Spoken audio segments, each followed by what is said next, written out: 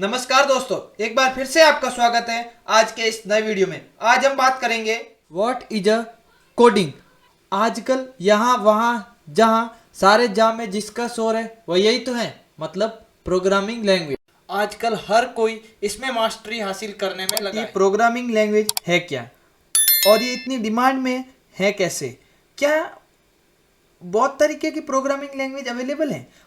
यह low level और high level programming language क्या होती है और मास्टर पॉपुलर लैंग्वेज कौन कौन सी है? ऐसे कई इंटरेस्टिंग सवालों के जवाब आज हम इस वीडियो में देंगे। तो इसमें से कई बातें आपको पता भी होगी, लेकिन क्या पता कुछ ऐसा भी हो जो आपको नहीं पता। और अगर आप प्रोग्रामिंग लैंग्वेज के बारे में ज़्यादा नहीं जानते हैं तो ये वीडियो आपके लिए बहुत ही यूजफुल रहेगा। और अगर आप बिगिनर हैं और प्रोग्रामिंग की फील्ड में कदम रखने वाले हैं तो आपके लिए भी काफ़ी मददगार रहेगा। तो इसे लास्ट तक जरूर देखिए और कमेंट करके बताइए आपको ये वीडियो कैसा लगा। तो चलिए स्टार्ट करते हैं और जानते हैं कि प्रोग्रामिंग लैंग्वेज क्या है। अ वे टू प्रोग्राम कंप्यूटर, मतलब कंप्यूटर को ये बताने का तरीका कि कौन सा स्विच को बंद करना है और कौन सा स्विच को स्टार्ट करना है, कौन से स्विच को कितनी देर तक खोलना है और कब छोड़ देना है। अगर आप लोगों को अब भी यह चीज समझ में नहीं आई है तो मैं समझाता हूँ। जब भी हम कंप्यूटर में प्रोग्राम लिखते हैं, यानी कि हम इंस्ट्रक्शन का एक सेट देते हैं, कंप्यूटर को कुछ करना होता है और ऐसा करने के लिए कंप्यूटर के अंदर, यानी कि इस डिब्बे के अंदर कुछ ना कुछ स्विच को ऑन या ऑफ होना होता है। मान लो आप मेरे घर पे आते हो और मुझे कहते हो कि भाई एक गिलास पानी मिलेगा क्या? तो मैं आपको एक गिलास पानी दे दूंगा।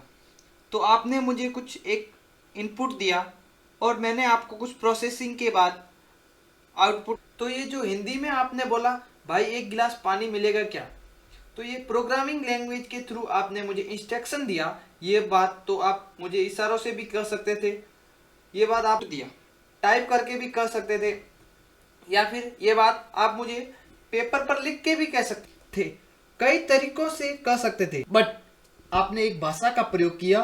तो भाषा जिस तरह से एक माध्यम होता है जो कि आप लोगों को यह समझाता है कि क्या करना है और क्या आप उसके रेस्पॉन्स में आप कुछ ना कुछ करते हो, उसी तरह से कंप्यूटर के लिए भी एक प्रोग्रामिंग लैंग्वेज एक माध्यम है और वह आप उसके रेस्पॉन्स में कुछ ना कुछ काम करता है। लेकिन जिस तरह से आप लोग हर चीज़ समझते हो हिंदी में, अगर मैं आपको कहूँ इधर चले जाओ उधर चले जाओ तो आप चले जाओगे, लेकिन कंप्यूटर बाइनरी लैंग्वेज को समझता है। जो चीज़ कही जाती है वह उसको करके दे देता है। अब कंप्यूटर सिर्फ बाइनरी लैंग्वेज को ही क्यों समझता है, 0 और 1 की भाषा को ही क्यों समझता है, 1 2 3 4 को क्यों नहीं समझता है?